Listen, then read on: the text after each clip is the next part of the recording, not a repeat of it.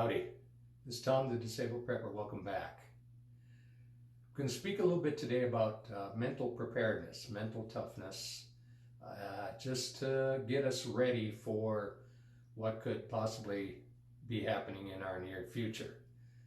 Now, I have had a lifelong illness diagnosed at age 5. That's what makes me the Disabled Prepper. And it has affected me off and on throughout my whole life. Some episodes, for instance, when I was 18, I lost the use of my hands for a whole year, and I had to learn how to use my fingers all over again at age 19. Now, I've been very fortunate in that it hasn't affected me the same way since, although at age 26, I did have my hips replaced, and so I had to learn to walk again, and have had to learn to walk 3 times in my life now.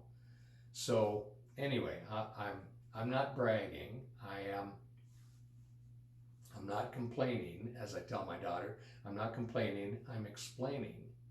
So why do I bring these kinds of things up? Well, because what this has done for me, although it's made parts of my life kind of miserable, what it has done is it has given me a kind of a mental toughness, an emotional stability, an ability to see, to respond constructively and properly in a very tense situation.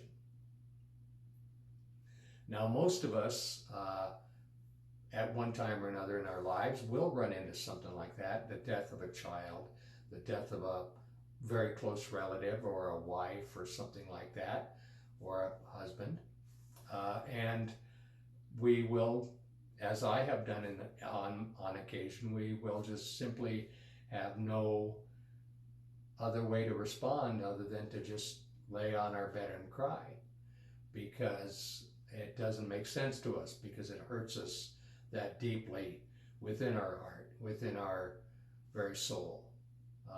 Some of us have already gone through that. Some of us will go through that. At one point or another in each person's life, they are going to probably experience something like that you really just have no other response to.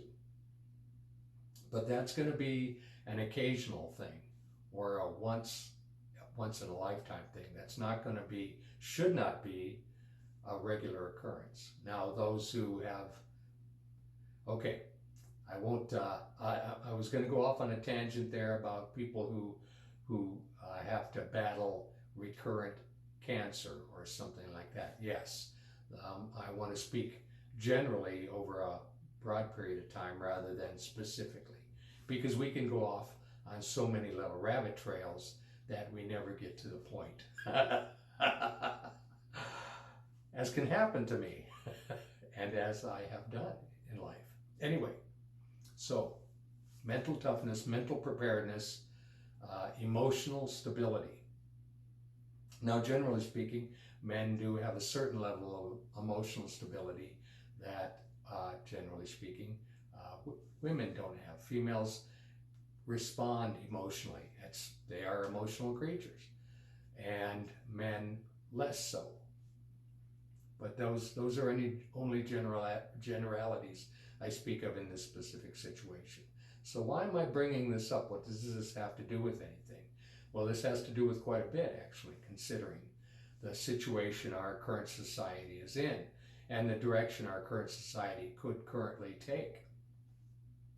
Now, for instance, red flag laws. Now, I'm a Second Amendment person. I have firearms.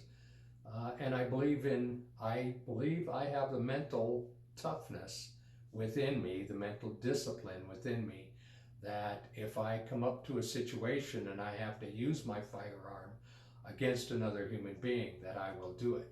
I don't want to. I've stated that previously in other videos. I sure don't want to have to use my firearms against another human being. But if I am pushed to the point to where I have to, then I will. It may affect me, I don't know. At this point, I've run through several scenarios in my mind multiple times, and I believe I would come through relatively unscathed. Of course, I don't believe you can actually take another person's life and remain the same afterwards. But even still, I don't believe that it would have such a dramatic adverse effect on my life, because I would be doing it only under duress, only because I have no other choice, and because I'm preparing myself mentally and emotionally beforehand to respond constructively and properly. If it's between him and me and my daughter, then he's going to lose, because okay, and let's just leave it at that. So what else does this have to do with in our life? What other areas does this apply to? Well, in a situation, as was shown broadly throughout the news over the previous months, where BLM activists have taken people and forced them to kneel and say, yes, I'm sorry that I'm white. I will never do that. I bow the knee to only one creature, and that is Yahweh, the God in heaven. If anyone wants to do that, then they are to force me to swear fealty, so to speak, to a man-made organization, not even a Christian organization, one based on God, but based on Marxism and selfishness and oppression. No, thank you. I will not. I am prepared for that mentally and emotionally. I'm prepared also for, although they have kind of waned in recent months, red flag laws. Now let's go through a scenario. Let's say President Trump, Donald Trump, is reelected a second time, and for the most part, we know it's not going to be peaceful. We know the transition isn't going to be peaceful. We've already seen what's happened in the last 4 years. We can take that, copy that over, and consider it magnified in the following 4 years. And so we will continue to have civil unrest if, no matter what happens. Even if Joe Biden is elected, the left has already made the statement that if Joe Biden isn't elected president, that our country can expect chaos. Okay, so more of the same is what you're saying. Well, they're going to continue with their chaos to where they get to the point to where, as a meme I read today, it's coming to a time where they're going to force good men to have to do bad things. So that's what this all comes down to. Are you mentally prepared to be a good man to doing bad things? Are you going to stand?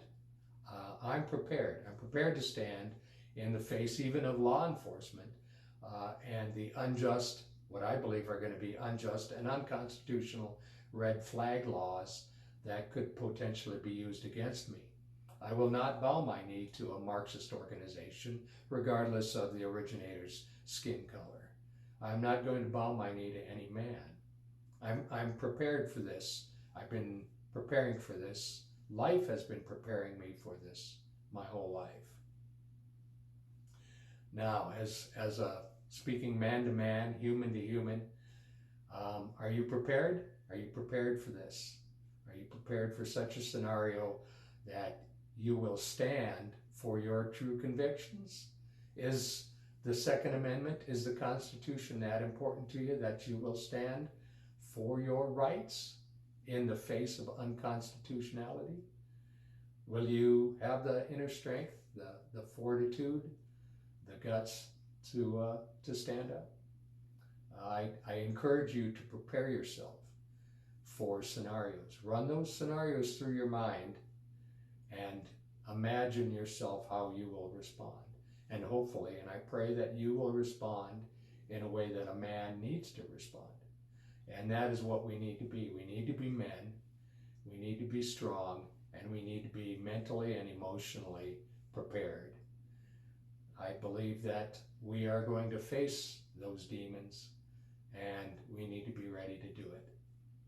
Okay, if you like my videos, I'm trying to do more. I'm trying to do them every day now because I actually have a lot that I'd like to convey, especially in the short days before the election.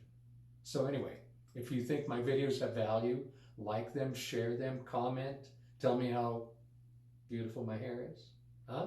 Clean shave, just for my subscribers. Huh? See what I do for you? This is how much I care. Okay. Anyway, in the meantime, remember, keep your nose in the wind and your eyes along the skyline. Until we meet again.